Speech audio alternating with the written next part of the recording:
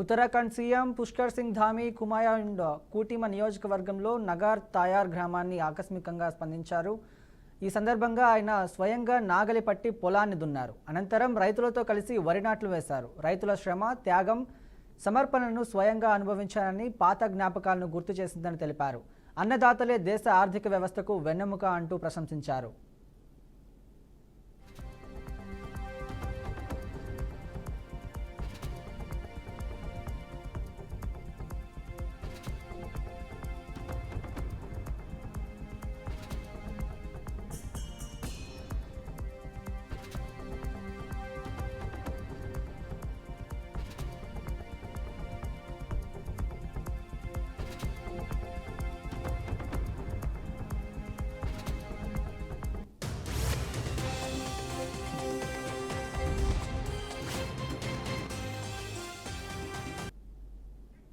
మత్స్యకారుల కుటుంబీకుల జీవనోపాధికి అండగా కూటమి ప్రభుత్వం ఉందని మంత్రి సవిత అన్నారు. గత వైసీపీ ప్రభుత్వంలో మత్స్యకారుల వృత్తి పట్ల నిర్లక్ష్యం చేసిందని మండిపడ్డారు.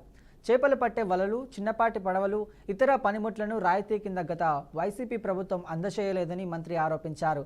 జాలర్లను ఆదుకుంటున్న ఘనత కూటమి ప్రభుత్వం, ముఖ్యమంత్రి చంద్రబాబు నాయుడికి దక్కుతుందన్నారు. శ్రీ సత్యసాయి జిల్లా గొల్లపల్లి రిజర్వాయర్లో 20 లక్షల చేపల పిల్లలను వదిలారు. 5 ఏళ్ల జగన్ ప్రభుత్వం తీరును ఎండగట్టారు. అంటే ఈ రాయలసీమలో సాగునీరు లేదు, తాగునీరు లేదు. ఒకప్పుడు ఈ ప్రాంతాన్ని నిర్మాణ సృష్టికర్త కూడా మానేసి ముఖ్యమంత్రి చంద్రబాబు నాయుడు గారు. అక్కడ వర్గాలు బాగుండాలి. ఒక పక్క కియా, ఒక పక్క రిజర్వాయర్లు, ఒక పక్క కియా అనుబంధ సంస్థలు, మరి ఒక పక్క ఇరిగేషన్ ప్రాజెక్టులు, మరి అందరూ వారి కాళ్ళ మీద వాళ్ళ బతకాలి అని కోరుకున్న ముఖ్యమంత్రి చంద్రబాబు నాయుడు గారు ఇక్కడ చుట్టుపక్కల గ్రామస్తులు చేపలు పట్టుకొని బతికే అవకాశం కల్పించాలని చంద్రబాబు నాయుడు గారు మరి ఈ ప్రాంతంలో వారికి కూడా సుమారుగా ఈరోజు 20 లక్షల చేప పిల్లలు మనం వదులుతున్నాం. వారికి వలలు కూడా అందుబాటు చేసాం. అదేవిధంగా ఐస్ బాక్సులు ఇస్తాం. ఎందుకంటే తర్వాత దాన్ని మీరు ఎక్స్పోర్ట్ చేసుకోవాలన్నా కావాలి కాబట్టి ఐస్ బాక్సులు కూడా మీకు అందజేస్తాం.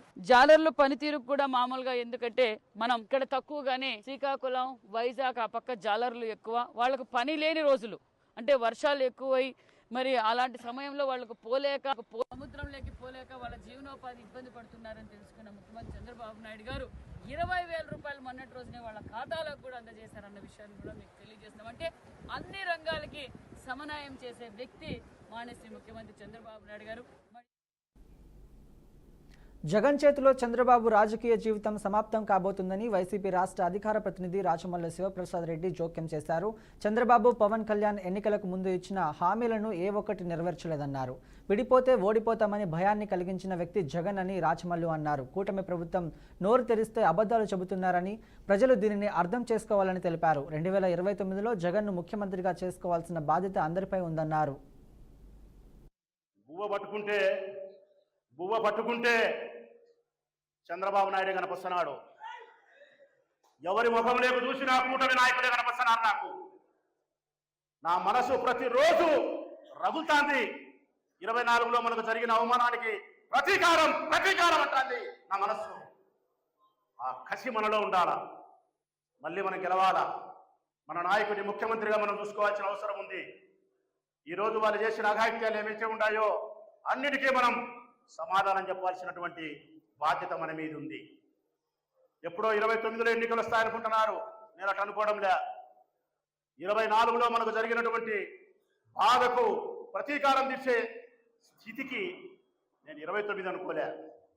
రేపు సంవత్సరంలో స్థానిక సంస్థలు వస్తే 26 మార్చికి అయిపోతాయి, జూన్కి అయిపోతాయి. 26 సంవత్సరంలో స్థానిక సంస్థల ఎన్నికలు జరిగితే 29 వరకు కూడా ఆగే పరిస్థితి లేదు నా మనస్సు. ఈ ప్రొద్దుటూరు నియోజకవర్గంలో స్థానిక సంస్థల ఎన్నికలు ఎప్పుడు జరిగినా కూడా నా ఎన్నికల కంటే అత్యంత ప్రతిష్టాత్మకంగా మీ ఎన్నికలు తీసుకుంటాను. నేను ప్రతి సర్పంచ్ను గెలిపించడానికి ప్రయత్నం చేస్తా, ప్రతి ఎంపీటీసీని గెలిపించడానికి ప్రయత్నం చేస్తా, ప్రతి కౌన్సిలర్ను గెలిపించడానికి ప్రయత్నం చేస్తా. మున్సిపల్ పురపాలక సంఘం మీద వీవులపల్లి లక్ష్మీదేవి ప్లేస్ లో మళ్ళీ వైఎస్ఆర్ కాంగ్రెస్ పార్టీ వాళ్ళని చైర్మన్ గా కూర్చోబెట్టే ప్రయత్నం చేస్తా. ఒక్క వార్డు మెంబర్ కూడా ఓడిపోకూడదు, ఒక్క సర్పంచ్ కూడా ఓడిపోకూడదు, ఒక్క ఎంపీటీసీ కూడా ఓడిపోకూడదు. జడ్పీటీసీ, మండలాధ్యక్షుడు, కౌన్సిలర్లు, చైర్మన్లు ఏ ఒక్కటి కూడా